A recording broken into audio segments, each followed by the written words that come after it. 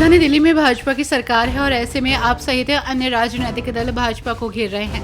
वहीं इस बीच प्रदेश कांग्रेस अध्यक्ष देवेंद्र यादव ने मुख्यमंत्री आवास के सुंदरीकरण पर रेखा गुप्ता पर निशाना साधा। उन्होंने कहा कि दिल्ली की जनता जल संकट और बिजली कटौती से जूझ रही है और मुख्यमंत्री आवास को राजमहल बनाने में लाखों खर्च कर रही है।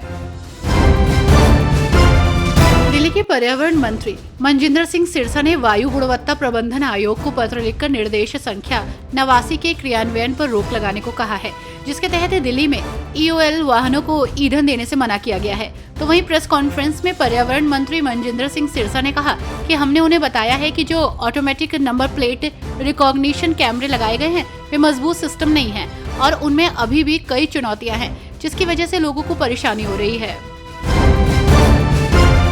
एनसीपी-एससीपी नेता रोहित पवार ने बॉम्बे हाई कोर्ट को सौंपी गई मुंबई पुलिस की SIT की रिपोर्ट की प्रशंसा की, जिसमें दिशा सालियान की मौत में किसी भी तरह की गड़बड़ी से इनकार किया गया।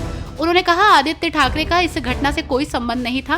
भाजपा और उसके सहयोगियों ने दिशा सालियान का नाम आदित्य ठाकरे के साथ जोड़कर राजनीतिक लाभ उठाने की कोशिश की। राजनीतिक लाभ लेने के लिए इन नेताओं ने एक ऐसे व्यक्ति का नाम इस्तेमाल करने की कोशिश की जो अब इस दुनिया में नहीं है।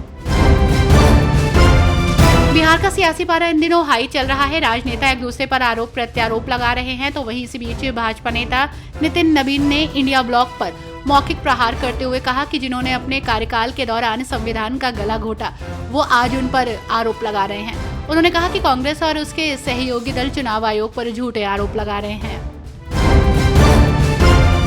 दिल्ली लाजपत नगर हत्याकांड पर आप नेता सौरभ भारद्वाज ने सरकार पर पलटवार करते हुए कहा कि दिल्ली पुलिस राजनीतिक कामों में व्यस्त है। दिल्ली में पहले से ही पुलिस की कमी थी और भाजपा ने बाकी को VIP सुरक्षा में लगा दिया। उन्होंने ये भी कहा कि दिल्ली में भाजपा के सभी विधायकों और मंत्रियों ने सुरक्षा ले रखी है, यहाँ तक कि दिल्ली भाजपा अध्यक्ष ने भी सुरक्षा ले रखी है। वे इतने डरे हुए क्यों हैं? आप नेताओं ने सुरक्षा नहीं ली, मैंने भी कोई सुरक्षा नहीं ली। नेशनल हेराल्ड मनी लॉन्ड्रिंग मामले में कांग्रेस नेता सोनिया गांधी और राहुल गांधी की मुश्किलें बढ़ रही हैं। यहां आपको बता दें कि राउज एवेन्यू कोर्ट में मनी लॉन्ड्रिंग से जुड़े मामले में ED की ओर से दलीलें पूरी कर ली गई हैं। प्रवर्तन निदेशालय ने कहा कि यंग इंडिया 2000 करोड़ रुपए की आपराधिक आय प्राप्त करने का एक साधन था। ये मनी लॉन्ड्रिंग का क्लासिक मामला है। ED ने कहा कि शेयर होल्डिंग सिर्फ नाम के लिए है और अन्य आरोपी गांधी परिवार की कठपुतली हैं। तेलंगाना पिछड़ा वर्ग विधेयक पर बोलते हुए BRS से MLC कविता कल्लवकुंतला ने कहा कि कांग्रेस पार्टी ने पिछड़ा वर्ग को 42% आरक्षण देने के अपने वादे को आसानी से भुला दिया।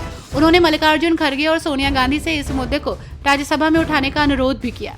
मल्लिकार्जुन खड़गे हैदराबाद में हैं। वो गांव स्तर से कांग्रेस पार्टी अध्यक्षों से मिल रहे हैं और उन्हें स्थानीय निकाय चुनावों के लिए तैयार कर रहे हैं। लेकिन कांग्रेस पार्टी ने तेलंगाना के पिछड़ा वर्ग को 42% आरक्षण देने के अपने वादे को आसानी से भुला दिया है। राजधानी दिल्ली में रेखा सरकार चौतरफा घिरती हुई नजर आ रही है। इस कड़ी में दिल्ली के पूर्व उप मुख्यमंत्री मनीष सिसोदिया ने बीजेपी सरकार पर निशाना साधा। उन्होंने आरोप लगाते हुए कहा कि दिल्ली की सड़कों से पुरानी गाड़ियों को हटाने के लिए बीजेपी सरकार का तुगलकी फरमान बीजेपी और ऑटो कंपनियों के बीच साठगांठ का परिणाम है। महाराष्ट्र में भाषा विवाद को लेकर सियासी घमासान मचा है। राजनेता एक दूसरे पर आरोप प्रत्यारोप लगा रहे हैं। वहीं इसी भाषा विवाद के बीच महाराष्ट्र के मंत्री नितिन राणे ने कहा कि ये गोल टोपी दाढ़ी वाले मराठी बोलते हैं क्या? ये जावेद अख्तर, आमिर खान, ये लोग क्या मराठी बोलते हैं क्या? ये केवल गरीब हिंदुओं के लिए है। गरीब और हिंदुओं पर अगर कोई हाथ उठाएगा तो उसके ऊपर कार्रवाई होगी।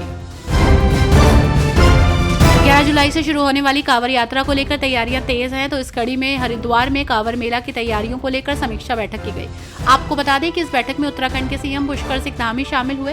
बैठक में कांवड़ यात्रा की तैयारियों को लेकर चर्चा हुई। वहीं इसके साथ ही CM धामी ने कांवड़ यात्रा को लेकर बड़े निर्देश भी दिए।